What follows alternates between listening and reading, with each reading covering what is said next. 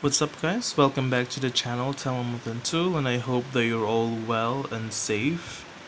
Today I'm going to review one of the very few characters that can stand up to Jean Grey in her Phoenix form and win. That's Wanda Maximoff, aka the Scarlet Witch. Okay, and I bought her new uniform, the all new, all different. I'm not gonna make a separate review for the uniform because it's basically more or less the same with the old one, the Uncanny Avengers, except for the uniform bonus. So the old, or rather the last uniform was, or gave her, what's this, mind damage increase with 20, and then decrease physical damage 25. But for this new one, so it's 25 now, the mind damage increases to 25, and then instead of physical, it's all damage received, so that's decreased by 25%. It's not much, but it's gonna help her in terms of PvP potential. But my build is strictly PvE, so I'm still gonna show you some PvP highlights later, but don't expect much because again, this is a very offensive build. Okay, so let's take a look at the stats first. Cooldown is max. Ignore defense is okay. Crit damage is okay. Crit rate almost there, and then dodge is almost capped as well. Attack speed is fairly low because I gave her overdrive. I spent, I think, 40 million gold already just to roll for overdrive, so I don't think I'm gonna spend another 40 million gold just to roll for power of hungry hope. But anyway, attack speed is very important, and I don't have much in my cards either, so I'll probably just, I still have to reroll this one.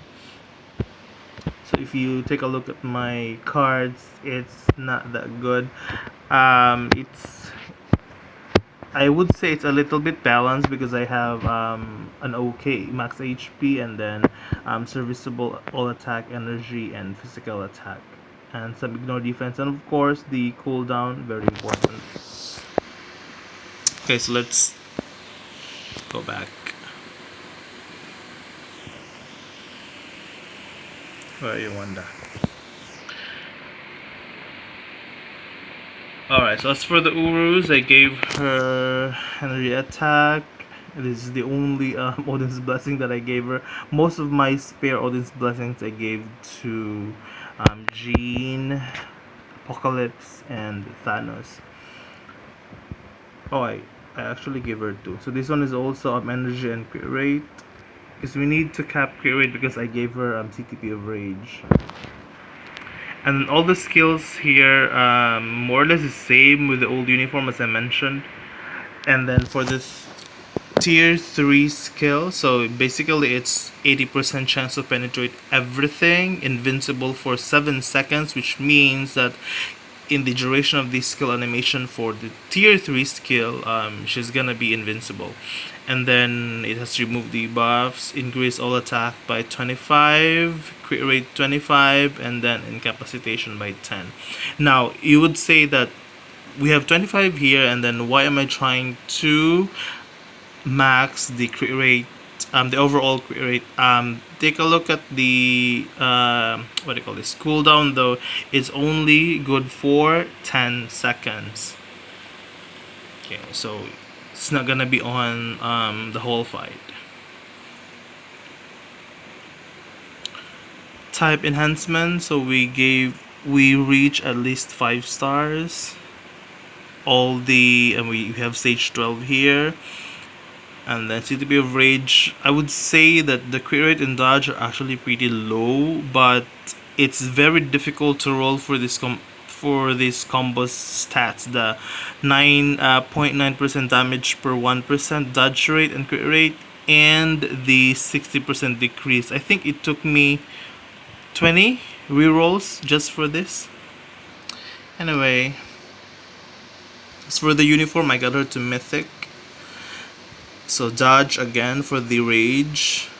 I don't have this uniform here. If you want to give her some extra HP, it's fine, but I'm I'm building her for PvE, so yeah, ignore defense is a must, and then dodge again for rage, create rate for rage, and you can actually change this to energy attack also, or all attack. It's up to you. Okay, and we already discussed the uniform bonus. Okay, so let's take a look at the tier 3 animation.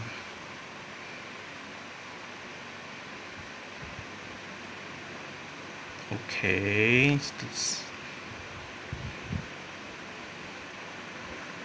okay, I like the idea that, you know, since her chaos magic enables her to manipulate reality. So technically, basically the premise here is she changes or she alters something destructive into something fairly, I don't know, fragile.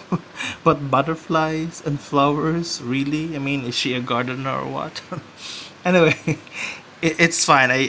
There are a lot of ways to show her magic. I'm just not so keen about the butterflies and flowers. And I'm not just talking about the tier 3 animation of, this animation. I'm not just talking about this animation, but also for the skill itself. So let's preview the tier 3 skill before I bring her to World Boss Ultimate and GBR.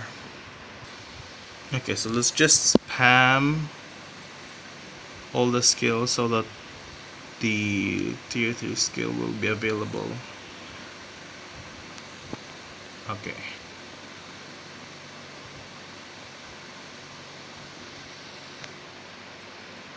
I like the first part because it's reminiscent of what she did to Thanos in Endgame, but the butterflies and the flowers is just so, I don't know. It's kinda lazy.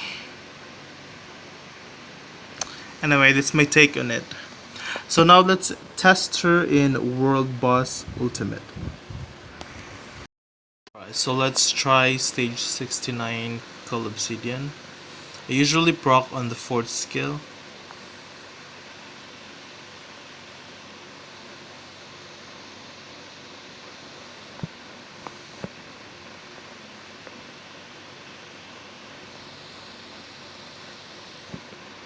Okay, let's see how much damage it will make.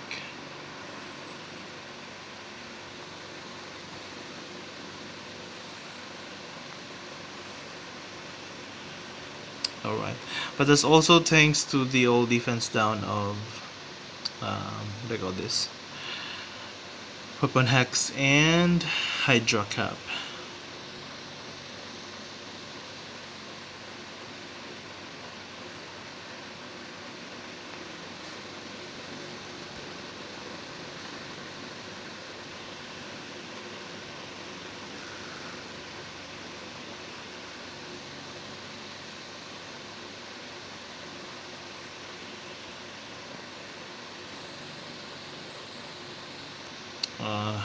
Too late there.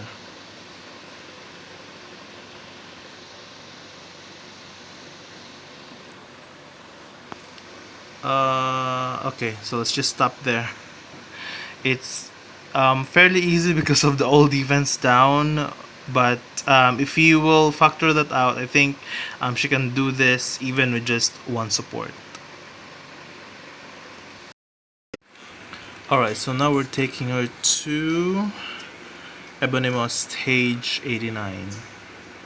I usually proc on 4, but since this is rage, you can actually just proc on 5 or even 3. And then we use the co-op skill button, and before we trigger the tier 3 skill. I really don't understand though why they didn't even bother changing the animation for the skills. It's supposedly changed skills for this new uniform. It's basically the same with the Uncanny Avengers. And I'm just hoping that they're kind of rushed this mini update because they have better things to do, or they have great things in store for us in the anniversary update. you know just hoping. I still can get over the tier 3 skill animation though. I mean, Wanda is one of the beloved characters, in not just in the game but in the entire Marvel universe, not even in the comics but also in the MCU. So I really don't know why the devs are kind of lazy in animating the tier 3 skill. There are a lot of missed opportunities there. They could have got inspiration from the House of M cover, where Wanda's face kind of crumbles into cubes, something like that. So, or even then, they could have, they could have made something like No More Mutants. All the mutants in the game, like Cyclops, Storm, all the mutant Wolverine would appear when the tier 3 skill is triggered. And then I don't know, there's some kind of animation where they will kind of fade out when she utters the words "No More Mutants," something like that. There are so many ways that it could have, made the skill more fun to use. Flowers and butterflies are just so meh, so lame.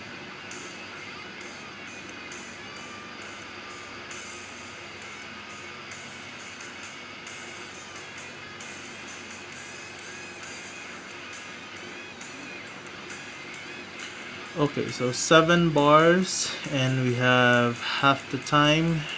We're able to finish this with some time to spare.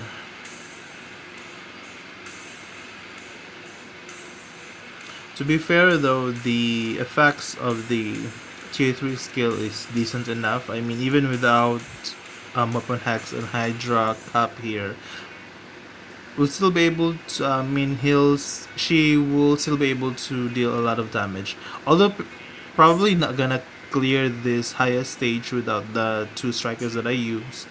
Maybe stage 85 without strikers she could do this.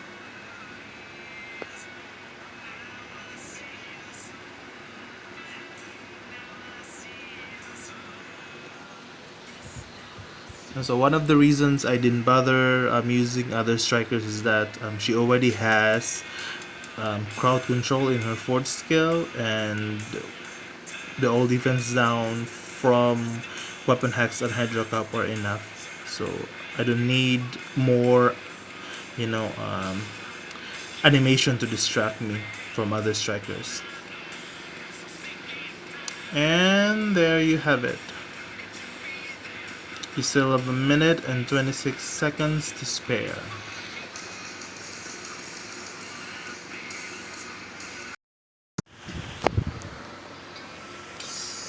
Alright, so let's test her against Master Mode.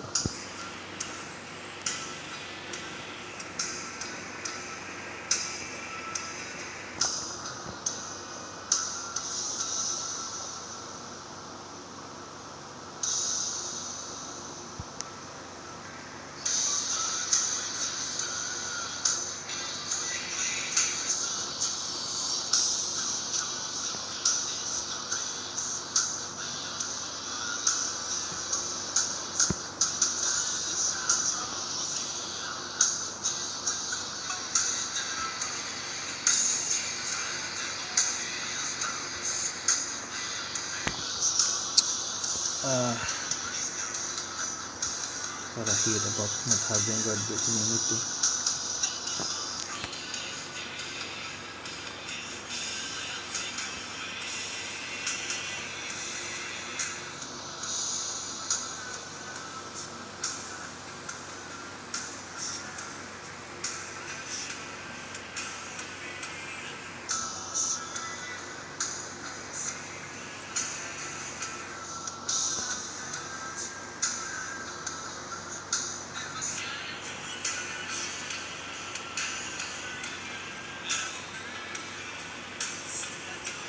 Oh no. Oh good. I thought it'd be mind controlled there.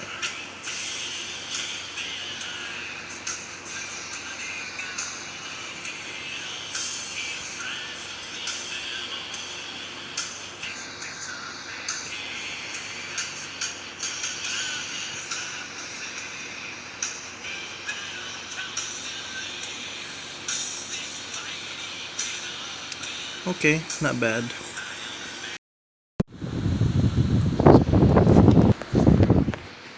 Alright, so let's just give her some time to have her skills ready.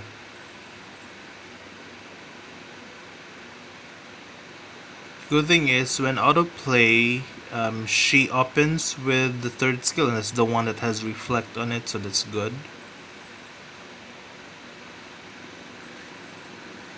So she was able to get rid of Silver Surfer, and let's see if she can get rid of Jean.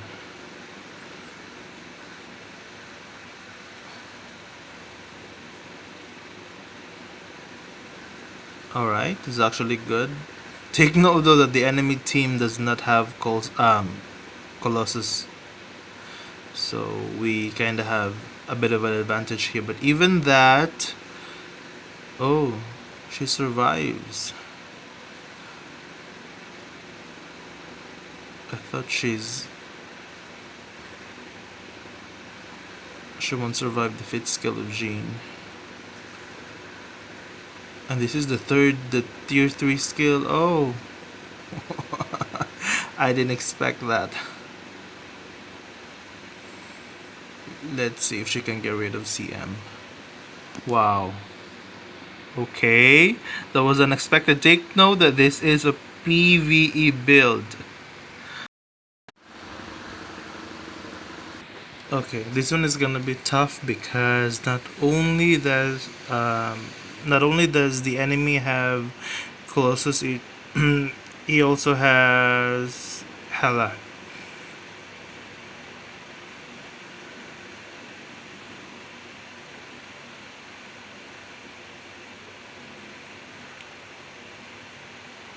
Okay. Alright, so let's try that again.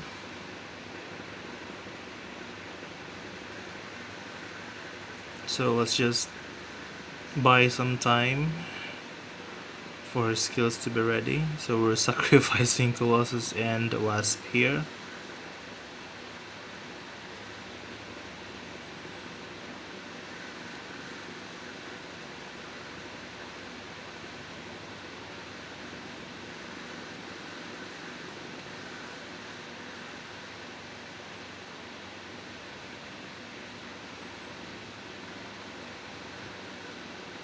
Still can't.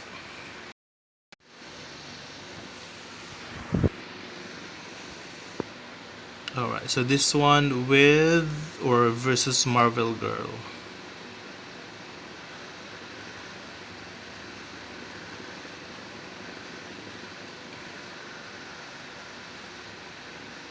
Okay, so let's see how she fares here.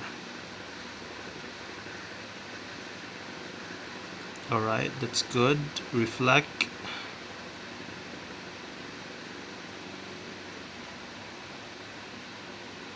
Oh, we just get rid of Marvel Girl. QS has the type advantage though, so yeah. And there you have it, guys. Tier 3 Scarlet Witch. So the question now is it really worth advancing her to Tier 3 considering the cost? She actually is a double cost in terms of CCF because she needs 1600 CCF to get to Tier 3. And my quick answer is yes, she is worth it. So whether you want to build her for PvE or PvP, she's good. She can do both.